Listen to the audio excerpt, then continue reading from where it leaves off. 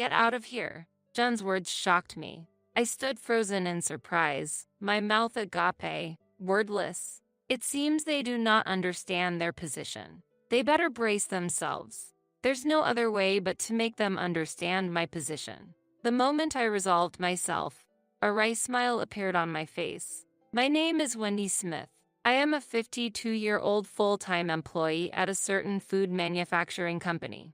Being a full-time employee at this age often leads to the misunderstanding that I am single. However, I am not single. I married John in my 20s, and soon after, we had our son, Matt. Matt has since become independent and is married. Currently, I live happily with John and my mother-in-law, Diane, just the three of us. But it's not without its problems. Diane has aged and her legs have grown significantly weaker. There are often times when I need to support her. However, John tends to ignore his mother's condition. She's your mother. Don't you think about helping? When I asked, John turned his face away. I wish he would be more considerate of the family. Especially lately, I've felt this way more frequently. John works as a graphic designer, currently freelance, but he used to work in the creative department of an advertising agency. That's where we met, when he came to my company on business. Do you have any questions? John asked me. This part is a bit. Oh, I'm sorry, I shouldn't be commenting as an amateur. No, advertising isn't just for professionals. Your opinion is valuable. John kindly replied. He was a warm-hearted person. That was my first impression of John. After some business interactions, John proposed we start dating, which, needless to say, led to marriage. However, about 10 years after our marriage, John mentioned he wanted to quit his job and start his own business. Can you really make a living on your own? I continued working after our marriage, so we had a comfortable life. But our son, Matt, was already in upper elementary school at this time. While there were no issues currently, we anticipated future expenses like tutoring. Plus, we had to consider the possibility of neither John or I being able to work in the future. For these reasons, I couldn't agree with John giving up his stable situation. This led me to question him. I can still get work from my current workplace, so don't worry. You work from home too, right? How? Work from home? You used to go to the office, but now you work from home, right? Indeed, I had transitioned to telework after getting married, primarily to ensure I had time at home and to prioritize household chores. There was a vacancy for the company's online store operations, which suited me perfectly. Thus, I decided to continue teleworking. However, John seemed to misunderstand that I had quit my job to do a side business at home. That's not a side business. It's just my job being done from home. No need to exaggerate. Whether it's a side job or not, it's still proper work. No matter how many times I explained, John wouldn't accept it. As a result, our conversation ended without resolving his misunderstanding. We had several discussions afterwards, but John never changed his stance. In the meantime, John quit his job and started his own business. I couldn't hide my anxiety, but contrary to my fears, John's business was doing well. He looked happier and more relaxed than before. It seems to be going well. Yeah, I get work through connections from my previous job and I can spend weekends with Matt, so it's really good. That's great. I felt relieved. However, a few years later, a new problem arose, which I brought up to John. Putting Mom in a nursing home? Yes, your mother herself wants it. She's become less mobile and wants to be admitted. What do you mean? John's interrogative tone left me speechless. I do want to take care of my mother-in-law. However, with both housework and my job, it's not that simple. Moreover, Matt is in middle school, facing high school entrance exams. With the need for support in various areas, I can't focus solely on my mother-in-law. After explaining these circumstances to John, he became visibly angry and vented his frustration. So, you plan to abandon my mother? It's not like that, but your mother herself. But that's what it comes down to, isn't it? If it's too hard, you could just quit your side job. I was at a loss for words to John's remark. In reality, Our household's financial situation depends on my income. John contributes, but it's a small amount. If I quit my job, we wouldn't be able to make ends meet. However, I couldn't convey this reality to John. He has a high pride, and knowing I am the main breadwinner might upset him like a child. It could lead to divorce, and in the worst case, he might leave the house. In that case, I wouldn't be able to take care of Matt and my mother-in-law alone. So, I remained silent. This silence marked the end of the discussion. Even if we didn't send my mother-in-law to a nursing home, my burden wouldn't increase. Indeed, her mobility has declined, but she can still manage most of her daily life on her own, and there are few situations where she needs my help. If she can sit in a chair, she can even cook. Therefore, having my mother-in-law at home to help with household tasks was actually more helpful for me. As time went by, Matt graduated from high school and moved out for college. My burden was significantly reduced, and gradually, I could pay more attention to my mother-in-law. One holiday, we planned to go shopping at her request. I asked John to drive us. "Hey, could you drive us? I'm going shopping with your mother." "Sorry, I have work today," John said, dressed in a suit, but something felt off. "What's with the suit?" "Oh, this. I got it new. It was a bit expensive, but it's important to look the part as the owner," John explained. I understood his reasoning, but it had been quite some time since he started his business. It made me wonder. I recalled an internet article suggesting that sudden changes in attire could be a sign of infidelity. Yet, there was no concrete evidence. Reluctantly, after seeing John off, I went out with my mother-in-law in a taxi, but couldn't stop thinking about John all day. Was he really having an affair? Since then, I've had my doubts about John. I thought about confronting him directly when the opportunity arose. Days passed without him showing any suspicious behavior. Time simply flowed on. Eventually, Matt informed us of his employment and later his marriage. Despite this, I couldn't find any solid proof of John's infidelity. I can't find evidence of infidelity, but now that Matt has his own family, maybe it wouldn't be a problem if we divorced. Just when I was contemplating this, my mother-in-law injured her leg going to the bathroom at night. Fortunately, the injury wasn't severe, but she was quite shaken and suddenly brought up this topic. "I've decided to go to a nursing home after all, and I have a request for you." The situation was completely different from before. If I chose divorce, my mother-in-law could be left alone. This thought made me unable to refuse her request. I decided to act according to her wishes. That was 6 months ago. Since then, I've been visiting my mother-in-law every weekend. After all, I'm concerned about your mother and can't bring myself to think about divorce. Muttering to myself, I returned home. "I'm back." "Ah, Mom, welcome back," Matt said. His wife, Sarah, was also there. "We've been waiting for you, Mother. Why are Matt and his family here?" Wondering, I asked Matt, "Matt, why are you here?" Well, just as Matt was about to answer, John appeared from behind and said to me, "You're so heartless. I've considered divorcing you and called everyone here." "What do you mean?" "It's about Mom. You haven't fulfilled your duties as a wife." John raised his voice. I trembled in shock. "But your mother." Before I could argue, John interrupted. "No excuses. From now on, you're moving out, and Matt's family will live here." Stunned by his declaration, Sarah added insult to injury by yelling at me, "Yeah, disappear quickly. Annoying parasite." I was dumbfounded, unable to form a response. I felt an impulsive need to argue back. So, it was true.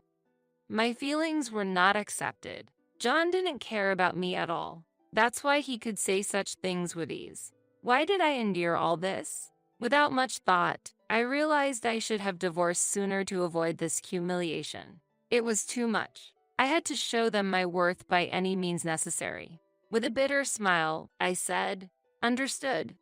I'll leave." I declared this and left the room, glancing sideways at them. I went straight to my room, grabbing only a change of clothes and my work laptop, along with my bank book and a few valuables.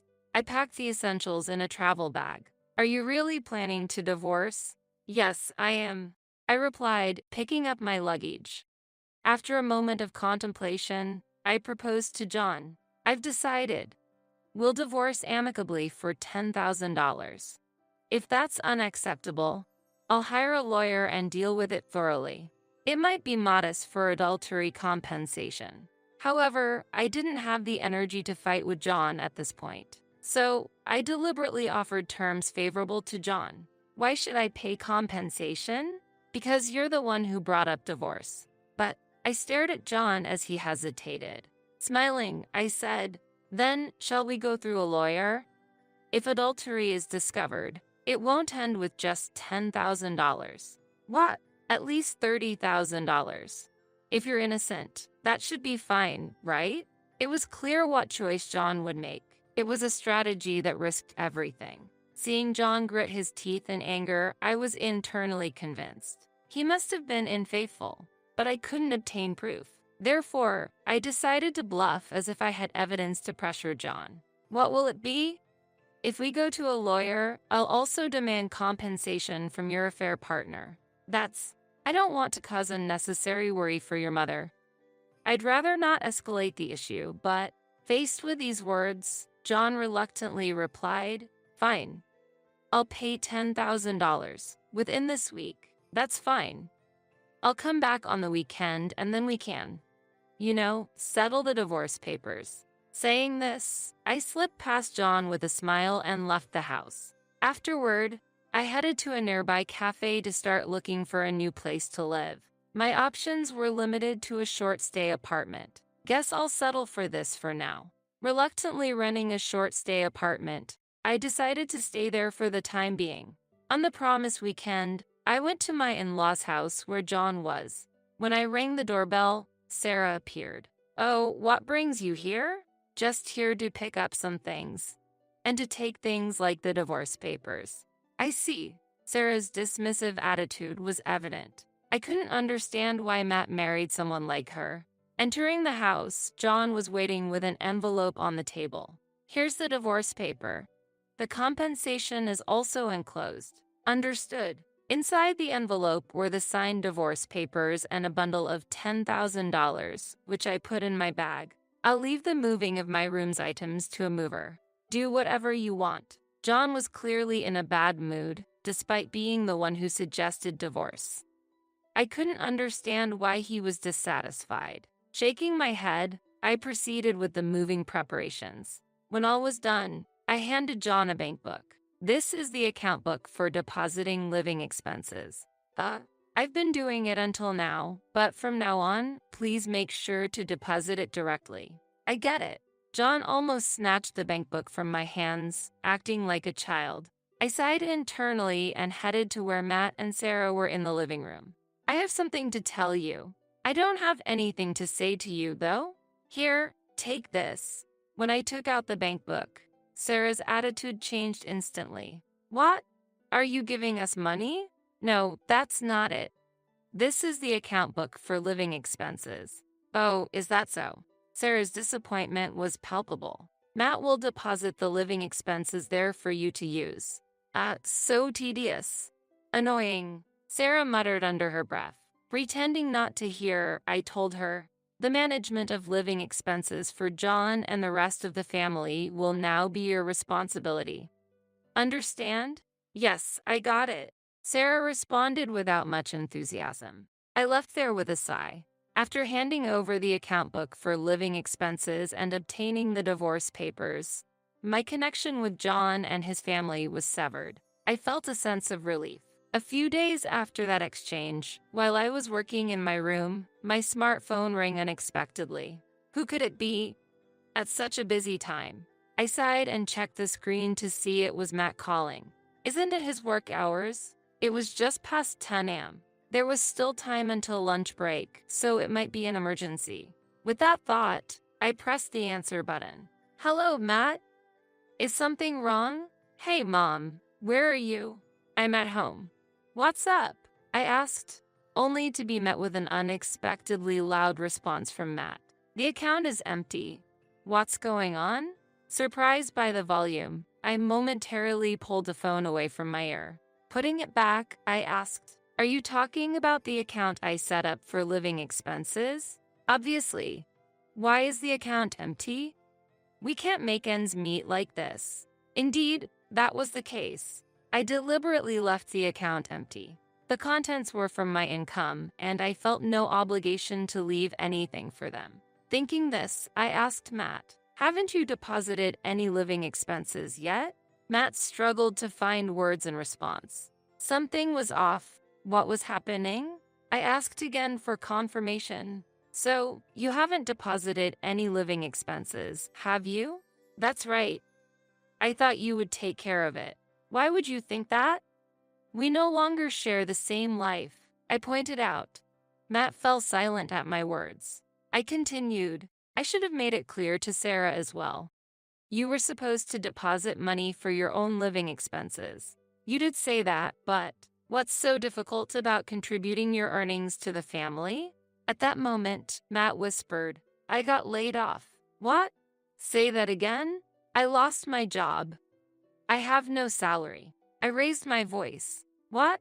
You got fired?" "That's right." The truth is, he started explaining why he had returned home. Matt spoke about the events that led to his return home just before it happened. He had made a significant mistake at work.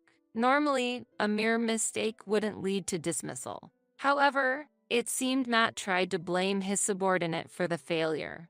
Revealing the mistake would mean losing a chance for promotion and facing a salary cut, a blow to his pride. Driven by selfish motives, he attempted to shift the blame. But his actions were quickly discovered, leading to his inevitable resignation. "What about severance pay or unemployment benefits?